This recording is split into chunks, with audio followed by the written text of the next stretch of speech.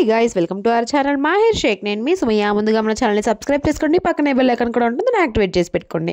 ఈరోజు మన రెసిపీ వచ్చేసరికి ఈజీ వేలో టొమాటో కోడిగుడ్డు కూర అనమాట. చాలా ఈజీగా ఉంటుంది, అసలు మిస్ అవ్వద్దు.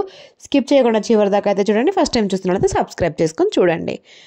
మనం ఒక బౌల్ పెట్టేసి ఇప్పుడు ఎందులో అయితే కర్రీ చేద్దాం అనుకున్నామో అందులో పోపుకి సరిపడా ఆయిల్ అయితే పోసుకుంటున్నాము. ఆయిల్ని మీడియం హీట్ అయితే అవ్వనివ్వాలి. మీకు ఏమైనా కొత్త కంటెంట్ కావాలి అంటే కామెంట్ బాక్స్లో మెన్షన్ చేయండి, చేయడానికి ఖచ్చితంగా ట్రై చేస్తాను. ఇది పర్సనల్గా నాకు వచ్చిన మెసేజ్ అనమాట. ఎగ్ కర్రీని మీరు ఎలా చేస్తారక్క అని చెప్పి అడిగారు, అందుకోసమనే చేసి చూపిస్తున్నాను అనమాట. ఇప్పుడు ఇందులో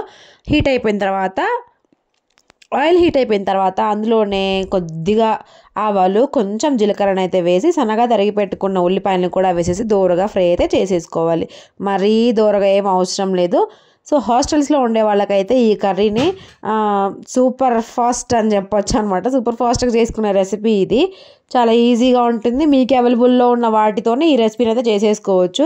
ఏది ఉన్నా ఏది లేకపోయినా చేసేసుకోవచ్చు అనమాట. ఇప్పుడు ఇందులోనే అల్లం వెల్లుల్లి పేస్ట్ని అయితే యాడ్ చేసుకుంటున్నాను. జస్ట్ ఒక 1/2 టేబుల్ స్పూన్ వేసుకుంటే సరిపోతుంది. దీన్ని కూడా దోరగా ఫ్రై అయితే చేసేసుకోవాలి.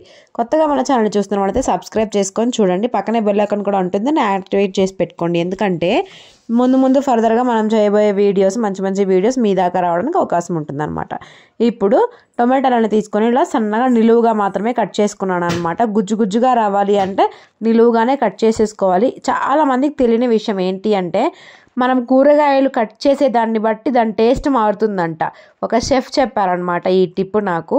సో మీరు కనుక చూస్తుంటే యూట్యూబ్లో కూడా చాలామంది చెప్పే ఉంటారు ఇలాంటి టిప్స్. సో ఇప్పుడు నిలువుగా కట్ చేసుకున్న తర్వాత వాటిని మనం మొత్తం కలిసేలాగా ఒకసారి అయితే కలుపుకోవాలి. ఈ స్టేజ్లో ఉన్నప్పుడే కొంచెం ఉప్పునైతే యాడ్ చేసేసుకోండి. టొమాటోలు కూడా చాలా త్వరగా మగ్గిపోతాయి అనమాట ఇలా నిలువుగా సన్నగా కట్ చేసుకున్నట్టయితే. నేనైతే కల్లుప్పునైతే యాడ్ చేసుకుంటున్నాను, మీరు ఏ ఉప్పు యాడ్ చేసుకున్నా కానీ పర్వాలేదు. ఇప్పుడు మనము దాన్ని కొంచెం మూత పెట్టేసి కుక్ అవ్వనివ్వాలన్నమాట. ఇప్పుడు వాటర్ మొత్తం ఇంకిపోయి ఇలా గుజ్జుగా తయారవుతుంది అనమాట చివర్లో.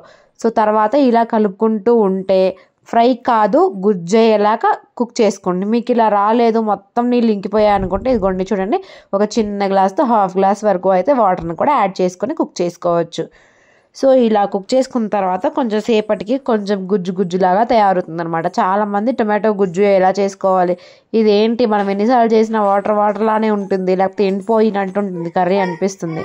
ఇప్పుడు ఇందులో మనము వెల్లుల్లి కారం అయితే యాడ్ చేసుకుంటున్నాను. వెల్లుల్లి కారం ఎందుకు యాడ్ చేస్తున్నానంటే ఆ అరోమా అనేది కర్రీకి పట్టి బాగుంటుంది అనమాట. వెల్లుల్లిపాయ కారం వేసుకుంటే మీరు సాంబార్ కారం అయినా వేసుకోవచ్చు, లేదు అనుకుంటే మామూలు కారం కూడా యాడ్ చేసుకోవచ్చు అనమాట. నేను అవైలబుల్లో ఉంది కాబట్టి యాడ్ చేసుకుంటున్నాను. చివరిలో కొంచెం ధనియా పౌడర్ మాత్రం అస్సలు మిస్ అవ్వకండి. ఇదంతా చాలా ఈజీ రెసిపీ అనమాట. ఇప్పుడు మనం ముందుగానే బాయిల్ చేసి పెట్టుకున్న ఎగ్స్ని చాకుతో నిలువుగా కట్ చేసుకోవాలన్నమాట. కట్స్ కాదు, ఘాట్లు పెట్టుకోవాలి.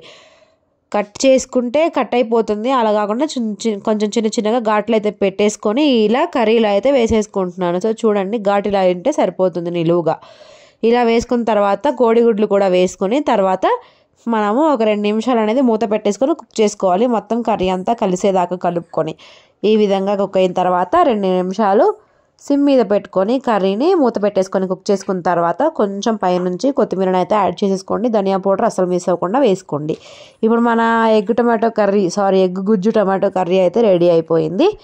మీరు ఈ కర్రీని మీరేమని పిలుస్తారు అనే దాన్ని కామెంట్ బాక్స్లో తెలియజేయండి. మన ఇంట్రెస్టింగ్ వీడియోస్ కోసం ఛానల్ని సబ్స్క్రైబ్ చేసుకోండి. ఈ రెసిపీ మీకు నచ్చిందని అనుకుంటున్నాను. నచ్చితే కనుక ప్లీజ్ సబ్స్క్రైబ్ చేసుకొని వెళ్ళండి, లైక్ చేసి వెళ్ళండి. Thank you so much for watching. Don't forget to subscribe. Thank you.